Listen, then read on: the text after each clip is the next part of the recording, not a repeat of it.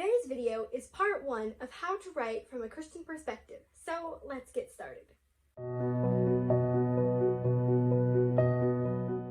When I say the words Christian fiction, what comes to mind? A lot of people think of the Christian genre as boring, weak, and full of bad quality and poorly disguised sermons. Some Christian authors take a look at this stereotype and try to run as far away from it as possible. The results are books that may be good quality but include either no mention of God or an incredibly vague and nebulous message that you will only find if you read carefully between the lines.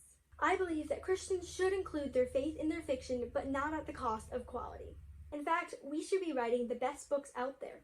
After all, we have an incredible message to spread. But how do you do it? How do you write Christian fiction that is both God-honoring and good quality? Despite what critics of the Christian genre say, I believe that it is possible to do both. So here are a few tips to help you write about your faith.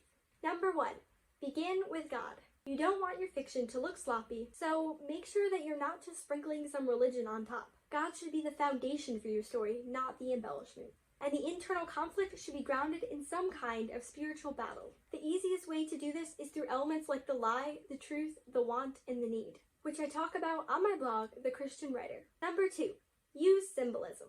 Instead of just spelling things out for your readers in a neat little information packet, show them using symbolism. When we are telling stories about a physical world, we sometimes have to use physical things to portray the spiritual. Whether your whole story is an allegory, or whether just a few elements have symbolic meaning, make sure to use this important tool. Number 3, use subtext. While there are definitely times for telling instead of showing, your readers are smart. If you hint at something, they'll pick up on it real fast. Often, subtext is used to refer to something that was already stated earlier in the story. Rather than explaining it again, all you need to do is jog your readers' memories. If you want to learn more about how to write from a Christian perspective, make sure to check out my blog in the description below. Subscribe for part 2, and I'll see you guys in my next video. Bye!